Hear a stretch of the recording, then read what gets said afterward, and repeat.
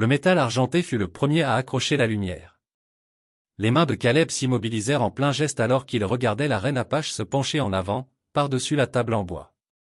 Autour de son cou pendait quelque chose qui ne devrait plus exister. Qui ne pouvait plus exister. Il l'avait enterré avec sa mère il y a 15 ans dans le sol rocailleux, derrière leur cabane brûlée.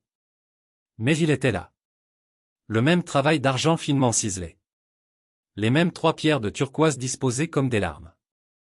La même minuscule rayure sur le bord inférieur où la charrue de son père l'avait accroché pendant la récolte. Les yeux sombres de la reine étudièrent son visage avec une intensité qui laissait entendre qu'elle savait quelque chose qu'il ignorait. Tout le monde dans la pièce semblait retenir son souffle, comme s'ils attendaient tous qu'ils reconnaissent quelque chose au-delà du simple collier. On dirait que tu as vu un rancheur fantôme, dit-elle doucement, ses doigts s'approchant pour toucher le pendentif en argent. Mais au lieu du geste de défense auquel il s'attendait, son toucher était presque protecteur, respectueux. Le poste de traite sombra dans le silence, à l'exception du craquement du vieux bois. Même les autres guerriers apaches s'étaient immobilisés, leurs expressions indéchiffrables mais vigilantes. Ce n'était pas ainsi que les confrontations commençaient d'habitude. Cela ressemblait à la fin de quelque chose, pas au début. Caleb ouvrit la bouche pour parler, pour exiger des réponses, pour accuser, mais les mots moururent dans sa gorge lorsqu'il vit son expression changer. De la reconnaissance traversa ses traits, suivi par quelque chose qui ressemblait presque à du soulagement. « Dis-moi » murmura-t-elle en se penchant plus près. « Comment ta mère t'appelait-elle quand tu étais petit » La question le frappa comme un coup physique. Sa mère l'avait appelé Petit Loup, un nom privé qu'elle murmurait pendant les histoires du soir à propos de braves guerriers dans des montagnes lointaines. Un nom qu'aucune âme vivante ne devrait connaître. Comment est-ce possible, commença-t-il. Mais elle leva une main burinée par les intempéries. Le collier, dit Ayana lentement, sa voix portant un mélange étrange de tristesse et d'émerveillement. Il ne t'appartenait pas de le perdre, n'est-ce pas? Le poste de traite était devenu un tombeau de silence. Même Marcus Drummond, le traître cupide qui avait organisé cette rencontre, s'était reculé contre le mur du fond, sa suffisance habituelle remplacée par quelque chose qui s'approchait de la peur. La poitrine de Caleb se serra. Le collier avait été la possession la plus précieuse de sa mère, la seule chose belle dans leur vie rude. Elle l'avait porté chaque jour jusqu'à ce que la fièvre l'emporte, le serrant contre sa poitrine tout en murmurant des histoires sur sa famille qu'elle avait perdue il y a bien longtemps. Mais à présent, cette femme apache parlait comme si elle connaissait ces histoires, comme si elle les avait déjà entendues. Ce collier appartenait à ma mère, dit Caleb, sa voix à peine ferme. Elle est morte en le portant. L'expression d'Ayana ne changea pas, mais quelque chose bougea dans l'air autour d'eux. Les guerriers se tendirent, les mains bougeant subtilement vers leurs armes. Non pas pour menacer, mais pour protéger. Oui, dit-elle doucement. Elle est bien morte en le portant. Je le sais, car c'est moi qui le lui ai mis autour du cou avant qu'elle ne nous quitte. Les mots semblèrent résonner dans le silence soudain. Caleb sentit le sol sous lui bouger comme si tout ce en quoi il avait cru au sujet de sa vie était construit sur du sable.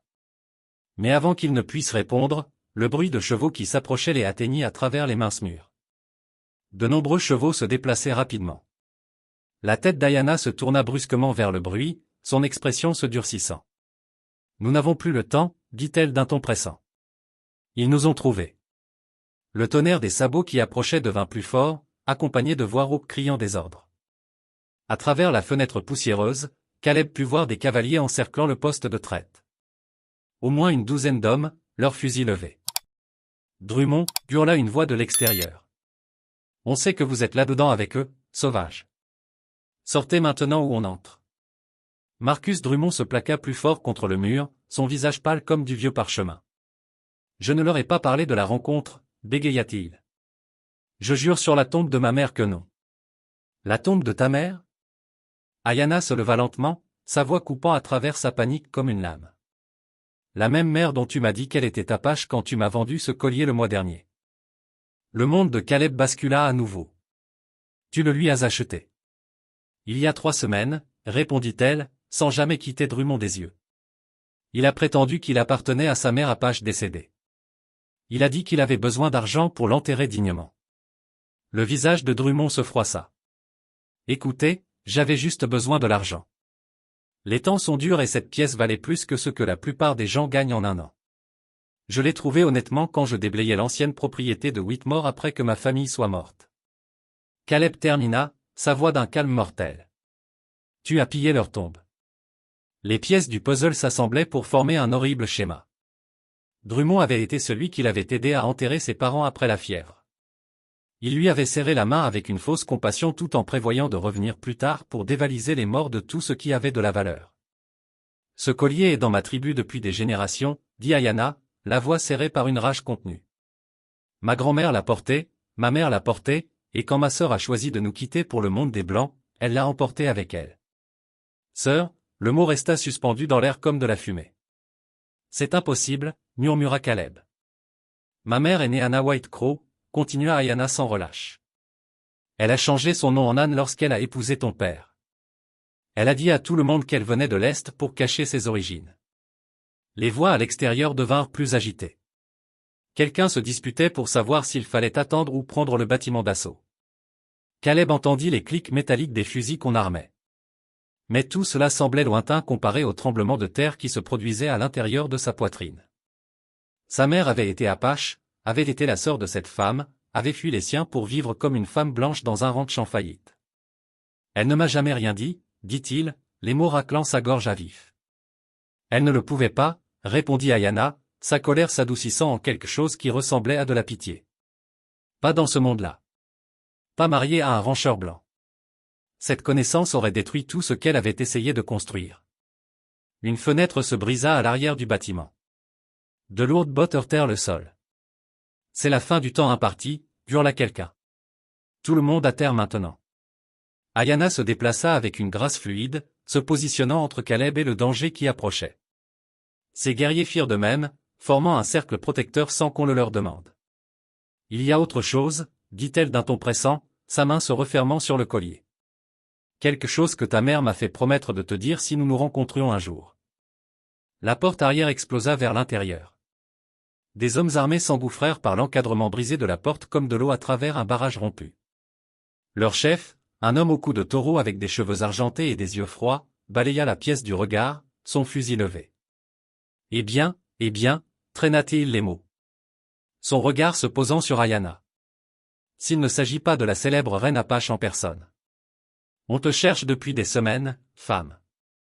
Shérif Garrett, bégaya Drummond, son soulagement palpable. Dieu merci, vous êtes là. Ces sauvages me menaçaient, essayaient de voler mes biens. Ferme ta gueule de menteur, Marcus, claqua Garrett sans quitter Ayana des yeux. On est au courant de ta petite opération de pillage de tombe.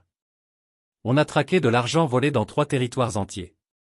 Caleb ressentit une satisfaction sinistre en voyant le visage de Drummond s'effondrer. Mais cette satisfaction mourut quand il comprit ce que cela signifiait.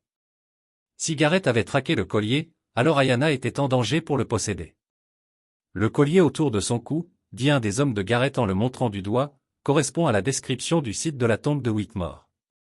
Ah oui? Le sourire de Garrett était tranchant comme une lame. On dirait qu'on a attrapé non seulement un voleur, mais l'acheteur aussi. Ayana resta parfaitement immobile, ses guerriers la flanquant comme des statues. Mais Caleb pouvait voir la ruse dans ses yeux. Ils étaient en infériorité numérique de 3 contre 1, piégés dans un petit espace sans aucune couverture. Ce collier a été volé à ma famille, dit-elle doucement. Je l'ai racheté à un homme qui pillait les morts. Ta famille? Garrett eut un rire rauque. Ma petite dame, cette pièce vient de la tombe d'une femme blanche. Qu'est-ce que ta famille Apache voudrait de bijoux de civilisés? L'insulte resta suspendue dans l'air comme de la fumée de feu. Caleb vit la mâchoire d'Ayana se durcir, mais avant qu'elle ne puisse répondre, il s'avança. Parce que la femme blanche était sa sœur. Les mots tombèrent dans la tension comme des pierres dans de l'eau calme. Tous les regards dans la pièce se tournèrent vers lui. L'expression assurée de Garrett vacilla d'incertitude. Gamin, tu ne sais pas de quoi tu parles, dit le shérif lentement. Anne Whitmore est née Anna Whitecrow, continua Caleb, sa voix se renforçant à chaque mot. Elle a quitté sa tribu pour épouser mon père. Ce collier a d'abord appartenu à sa famille Apache. Drummond émit un son d'étouffement. C'est impossible. Anne venait de Pennsylvanie. Elle l'a dit à tout le monde. Elle a dit à tout le monde ce qu'elle devait dire pour survivre dans ton monde, dit Ayana, sa voix coupant à travers ses protestations. Ma sœur a tout sacrifié pour protéger sa nouvelle famille, y compris sa propre identité. Le visage de Gareth s'était durci comme de la pierre. Même si c'est vrai, cela ne change rien au fait que vous êtes en possession de biens volés et que vous hébergez des criminels connus. Il fit un geste à ces hommes qui commencèrent à se déployer, encerclant les guerriers apaches. L'espace se remplit de la tension de ressorts comprimés. Il y a une dernière chose, dit Ayana d'un ton pressant. Sa main se porta vers le collier. Avant de mourir, Anna m'a fait promettre quelque chose. Quelque chose à ton sujet, Caleb.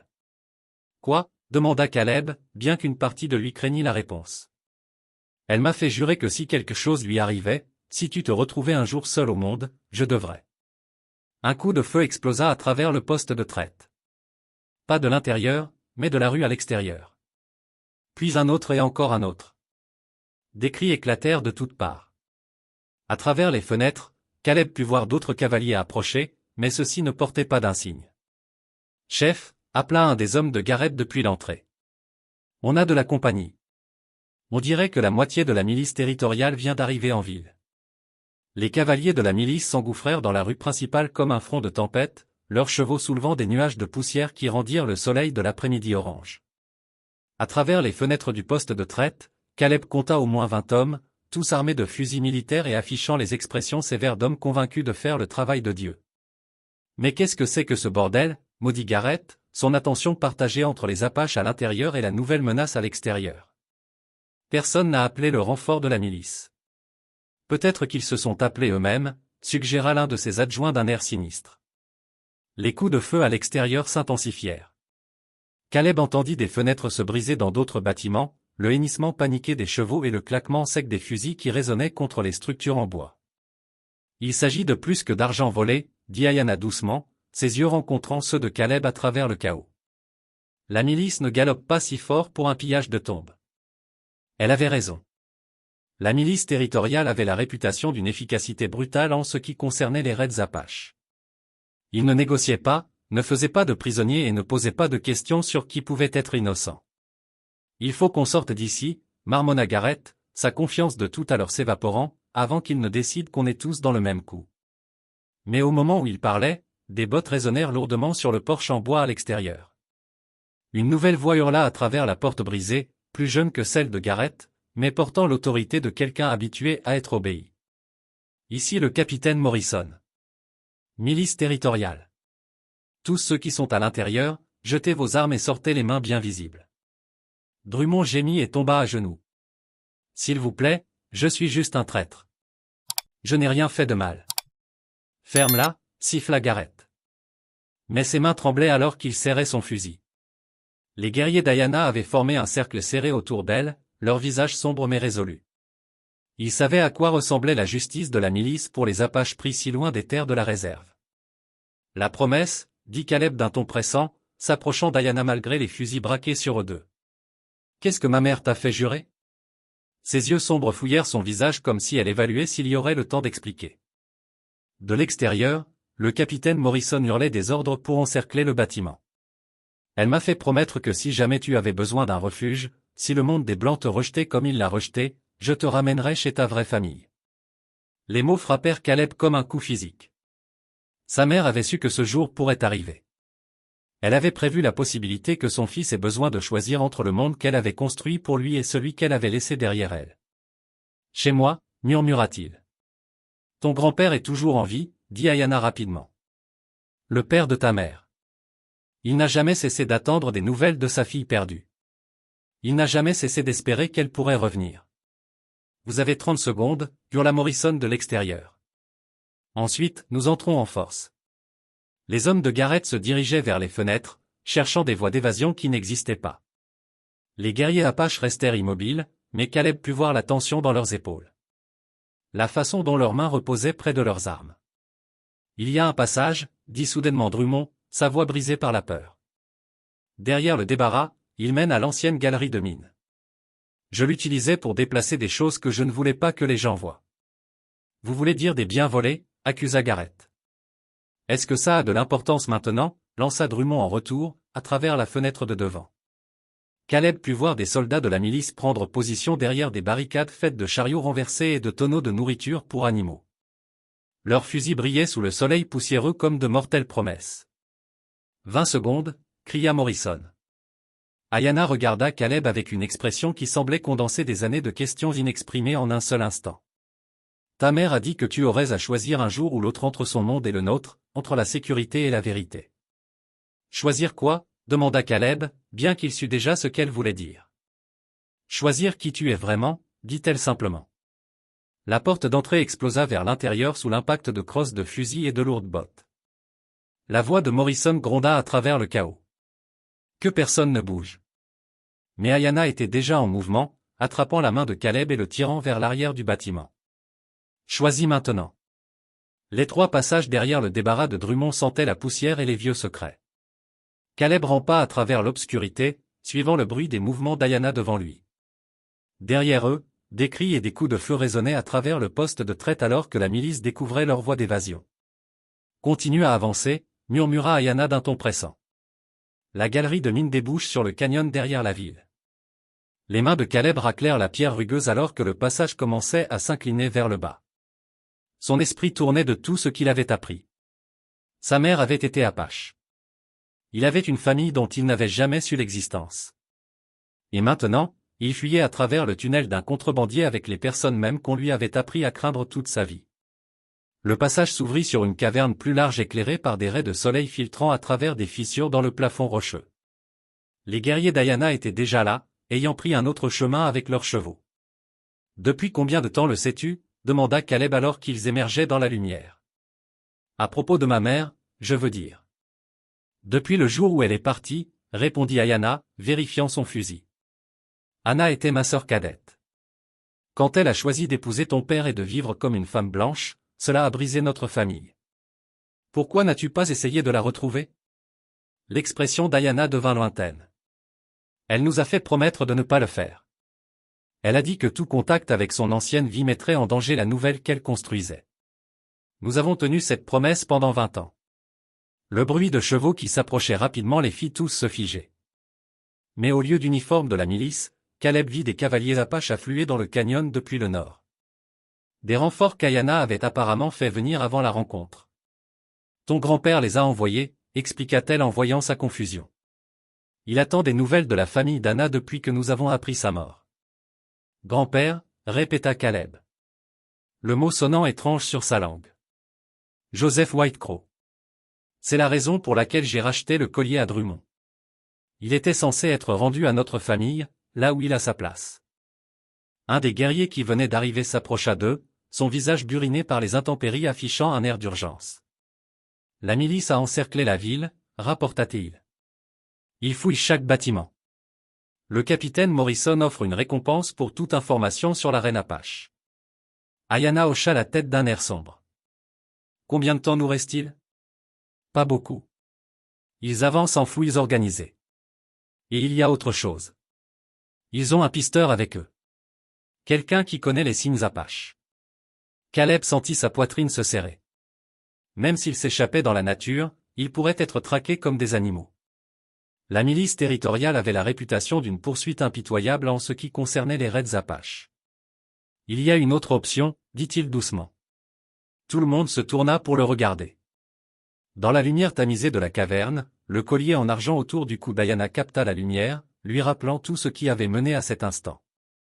Je pourrais y retourner, continua-t-il. Je leur dirai que j'ai été pris en otage. Que je me suis échappé quand les coups de feu ont commencé. Absolument pas, dit Ayana immédiatement. Ils ne te croiront jamais. Pourquoi pas? Je suis blanc. Je possède des terres. Le shérif Garrett connaît le nom de ma famille. L'amère ironie de ces mots ne lui échappa pas, ils voudront croire que je suis innocent. Et ensuite, demanda l'un des guerriers.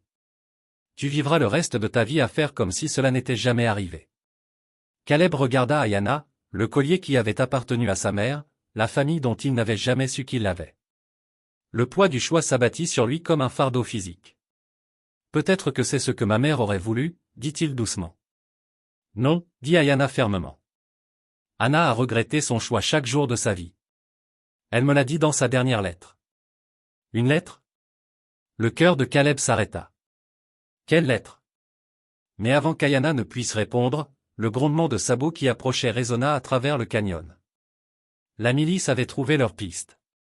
Le canyon se remplit de poussière et des échos secs des tirs de fusil alors que les cavaliers de la milice affluaient des deux extrémités. La voix du capitaine Morrison porta à travers les parois rocheuses, hurlant des ordres à ses hommes de former un corral autour de la bande Apache. Prenez le sentier en hauteur, ordonna Ayana à ses guerriers, en montrant un chemin étroit qui zigzaguait le long de la paroi du canyon. Retrouvez-nous au vieux passage. Mais même si son peuple commença à se déplacer, Caleb put voir qu'ils étaient piégés. La milice avait positionné des tireurs d'élite sur les corniches rocheuses, coupant les voies d'évasion avec une précision méthodique. La lettre, dit Caleb d'un ton pressant alors que des balles sifflaient sur la pierre autour d'eux. Qu'est-ce que ma mère a écrit? Ayana glissa la main à l'intérieur de son gilet en cuir et en sortit un morceau de papier plié, jauni par le temps. Elle l'a envoyé il y a 3 mois avant de mourir. Elle a dit qu'elle avait fait une terrible erreur et qu'elle voulait rentrer chez elle. Les mains de Caleb tremblèrent alors qu'il dépliait le papier. L'écriture familière de sa mère remplissait la page, mais les mots firent basculer son monde sous lui. Ma sœur bien-aimée, j'ai vécu un mensonge pendant 20 ans, et il a empoisonné tout ce que j'ai essayé de construire.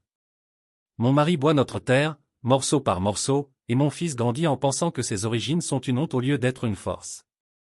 Je veux emmener Caleb rencontrer son grand-père avant qu'il ne soit trop tard. Je veux qu'il sache qui il est vraiment. Elle revenait, murmura Caleb.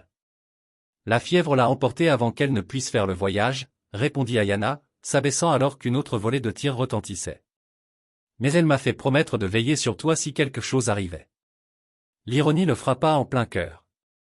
Sa mère avait passé toute son enfance à lui apprendre à craindre et à se méfier des Apaches tout en désirant secrètement les retrouver. Elle était morte en prévoyant de révéler la vérité même qu'elle avait passé des décennies à cacher. Rendez-vous maintenant, et personne d'autre n'aura à mourir, la voix de Morrison résonna à travers le canyon. Les guerriers d'Ayana avaient trouvé refuge derrière des rochers tombés et ripostaient, mais ils étaient largement en infériorité numérique. Caleb pouvait voir la situation se détériorer de minute en minute. Il y a autre chose, dit Ayana, la voix serrée par la douleur. Ta mère n'avait pas seulement l'intention de te rendre visite. Elle voulait t'amener pour que tu prennes la place de ton grand-père en tant que chef de tribu lorsqu'il ne sera plus là. Les mots frappèrent Caleb comme un coup physique. Chef? Joseph White Crow n'a pas de fils. Dans notre tradition, le commandement peut se transmettre par les filles à leurs enfants. Anna était son héritière désignée avant de partir. Ce droit te revient. Caleb la regarda fixement, la compréhension finissant par se faire jour. Il ne s'agissait pas seulement d'un collier volé ou de secrets de famille. Il s'agissait de l'avenir d'un peuple entier. C'est pour ça que tu es vraiment venu me trouver, dit-il. Oui. Et c'est pour ça que la milice est si déterminée à nous arrêter. Un chef Apache à moitié blanc qui possède des terres, qui connaît les deux mondes. Ayana rencontra son regard. Cela les terrifie plus que n'importe quel groupe de guerre. Une nouvelle voix coupa à travers les coups de feu. Drummond s'était échappé d'une manière ou d'une autre du poste de traite et hurlait maintenant depuis la crête du canyon. Là-bas, la reine est là et elle a le gamin de Whitmore avec elle. La réponse du capitaine Morrison glaça le sang de Caleb. Prenez-les vivants si possible, morts si nécessaire.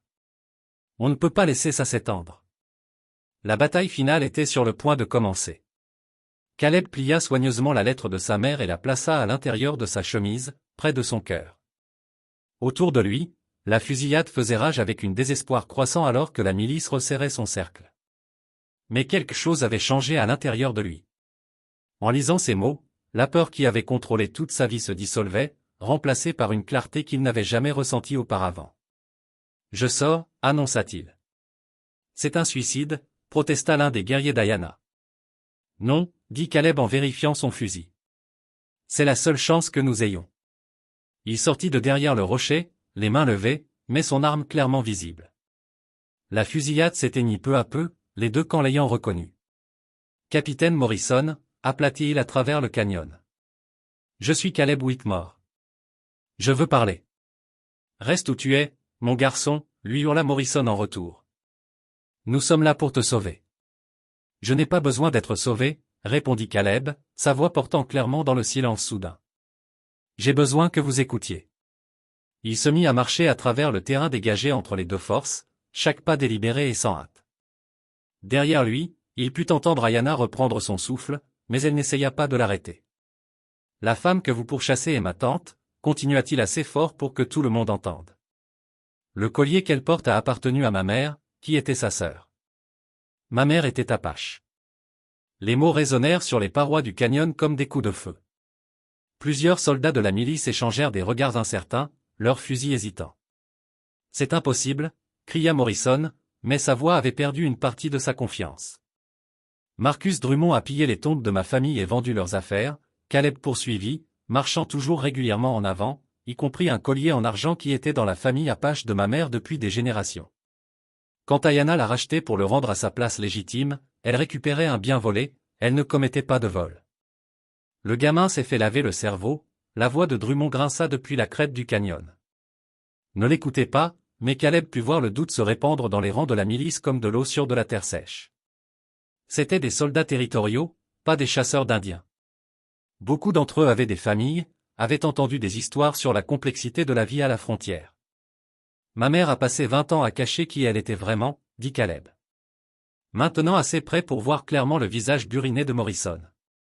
Elle est morte en regrettant ce choix. Je ne ferai pas la même erreur. Le canon du fusil de Morrison s'abaissa légèrement. Qu'est-ce que tu dis, mon garçon? Je dis qu'Ayanna est venue ici en paix pour rendre un bien familial à son propriétaire légitime. Elle n'a amené aucun groupe de guerre, n'a menacé aucune installation. La seule violence ici a commencé quand vous avez encerclé une rencontre pacifique. Le canyon était devenu complètement silencieux, à l'exception du murmure du vent à travers les rochers. Caleb s'arrêta à 10 pas de la position de Morrison, assez près pour voir l'incertitude dans les yeux du capitaine. Vous avez un choix à faire, capitaine, dit Caleb doucement. On peut se souvenir de vous comme de l'homme qui a empêché une effusion de sang ou comme de celui qui a déclenché une guerre à cause d'un malentendu. Derrière Morrison, plusieurs soldats avaient complètement baissé leurs armes. L'autorité morale était en train de changer et tout le monde le sentait. Rompez, dit finalement Morrison, sa voix portant à travers le canyon. Mais depuis la crête en hauteur, la voix paniquée de Drummond retentit. Non, vous ne comprenez pas. Ce collier vaut une fortune. J'ai besoin. Le claquement d'un fusil coupa ses mots. Le corps de Drummond dégringola des rochers, atterrissant dans la poussière avec un dernier bruit sourd et définitif. 3 mois plus tard, Caleb se tenait sur la crête surplombant la vallée où le peuple de son grand-père avait installé son camp d'hiver. Le collier en argent pendait maintenant à son propre cou, non pas comme un bien volé, mais comme un symbole de commandement gagné par le courage et la vérité. Le capitaine Morrison avait tenu parole. Après avoir été témoin de la mort de Drummond et avoir entendu toute l'histoire, il avait déposé un rapport officiel déclarant l'incident comme une affaire de pillage de tombes et de fraude, et non pas un raid Apache. Le gouvernement territorial, désireux d'éviter une guerre coûteuse, avait discrètement accepté cette version des faits. Plus important encore, Morrison avait fait passer le mot dans l'armée que Caleb Whitmore n'était pas un renégat ou un sympathisant Apache, mais un propriétaire foncier légitime cherchant à récupérer les biens volés de sa famille. La distinction était importante dans un monde où les perceptions pouvaient signifier la différence entre la paix et l'effusion de sang. Ta mère serait fière, dit Ayanna en le rejoignant sur la crête. Dans le mois qui avait suivi leur première rencontre, elle était devenue à la fois un mentor et une conseillère de confiance alors que Caleb apprenait les coutumes du peuple de sa mère. Vraiment, demanda Caleb. J'ai abandonné tout ce dont elle pensait me protéger. Non, corrigea Ayanna doucement. Tu as choisi d'embrasser tout ce qu'elle voulait secrètement que tu es. En contrebas, le camp fourmillait d'activités alors que les familles préparaient le repas du soir. Des enfants jouaient entre les habitations pendant que les anciens partageaient des histoires autour de feux soigneusement entretenus. C'était une scène de vie ordinaire que la plupart des colons blancs ne voyaient jamais. Le peuple apache vivant en famille, pas en guerrier. Joseph veut te voir, continua Ayanna, faisant référence à leur grand-père. Il est prêt à commencer le transfert officiel des responsabilités de commandement. Caleb toucha le collier à travers sa chemise. À 83 ans, Joseph Whitecrow restait lucide et imposant, mais son corps faiblissait. La transition du pouvoir devait avoir lieu bientôt, tant qu'il pouvait encore la guider. Les autres chefs de tribu m'acceptent, demanda Caleb. Plus que ça. Ils sont pleins d'espoir. Tu apportes quelque chose que nous n'avons jamais eu auparavant. La capacité de négocier avec le monde des Blancs d'égal à égal, et non comme un suppliant. C'était vrai. Dans les semaines qui avaient suivi la confrontation dans le canyon, Caleb avait utilisé sa propriété foncière et son statut légal pour établir des accords formels avec des rancheurs locaux et des fonctionnaires territoriaux. De petits pas, mais des pas significatifs vers un avenir où les familles apaches pourraient vivre sans la peur constante d'être déplacées. Il y a autre chose, dit Ayanna en sortant une lettre. Celle-ci vient du bureau du gouverneur territorial d'hier. Caleb déplia le document officiel, ses yeux s'écarquillant alors qu'il lisait. Le territoire offrait de reconnaître leur camp d'hiver comme une installation permanente avec des protections légales et des droits de commerce. Ils sont sérieux, demanda-t-il. Aussi sérieux que le sont les politiciens, répondit Ayanna avec un léger sourire. Mais oui, ton grand-père pense que c'est notre meilleure chance pour une paix durable. Ce soir-là, alors que Caleb était assis avec le conseil tribal autour du feu central, il pensa à la lettre de sa mère et à ses regrets concernant la vie qu'elle avait choisie. Elle avait sacrifié son identité pour protéger sa famille, sans jamais savoir qu'embrasser cette identité aurait peut-être pu mieux les protéger. Le collier capta la lumière du feu alors qu'il se penchait en avant pour s'adresser aux chefs assemblés. Dans leur visage, il ne vit pas les ennemis sauvages de la légende de la frontière, mais des parents qu'il n'avait jamais su qu'il avait. Des tantes, des oncles, des cousins qui avaient attendu des décennies des nouvelles du fils d'Anna Whitecrow. Ma mère m'a appris à craindre qui j'étais vraiment, dit-il doucement. Mais vous m'avez appris à en être fier. Quand je deviendrai votre chef, je porterai les deux mondes ensemble vers l'avant. Le conseil murmura son approbation. Et son grand-père hocha la tête avec satisfaction. En dehors du cercle de lumière du feu, la vaste nature sauvage s'étendait à l'infini sous des étoiles qui avaient été témoins d'innombrables moments de ce genre. Des moments où des gens ordinaires choisissaient le courage plutôt que le confort, la vérité plutôt que la sécurité. Le pauvre rancheur qui avait affronté une reine apache pour un collier volé n'était plus là. À sa place, il y avait un homme qui comprenait que parfois, la chose la plus choquante que vous puissiez faire est simplement de choisir d'être qui vous êtes vraiment.